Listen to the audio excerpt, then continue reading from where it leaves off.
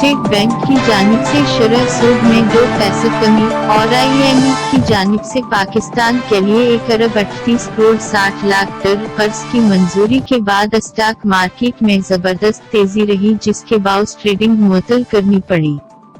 शरह सूद में कमी के मुस्बत असरात जल्द ही नजर आना शुरू हो गए और स्टॉक मार्केट में कारोबारी हफ्ते के आखिरी रोज जबरदस्त तेजी रही। 100 इंडेक्स में 1544 पॉइंट्स का इजाफा हो गया, जिसके नतीजे में 32,000 की नफसियाती हद बहाल हो गई। KSE 30 इंडेक्स 5% बढ़ने पर मार्केट में ट्रेडिंग को 1 घंटे के लिए मुअत्तल किया गया। पाकिस्तान स्टॉक की तारीख में पहली मरतबा जबरदस्त तेजी की वजह से मार्केट को हाल्ट करना पड़ा। 1 घंटे बाद कारोबार बहाल होने के बाद भी स्टॉक मार्केट में भरपूर तेजी का रुझान बरकरार रहा। KSE 100 इंडेक्स 33,000 की हद भी अबूर कर गया और इंडेक्स 38 पॉइंट्स इजाफे के साथ 33,049 पॉइंट्स पर पहुंच गया। IMF के एग्जीक्यूटिव बोर्ड ने पाकिस्तान के लिए 1 अरब 38 करोड़ 60 लाख डॉलर कर्ज की मंजूरी दे दी है,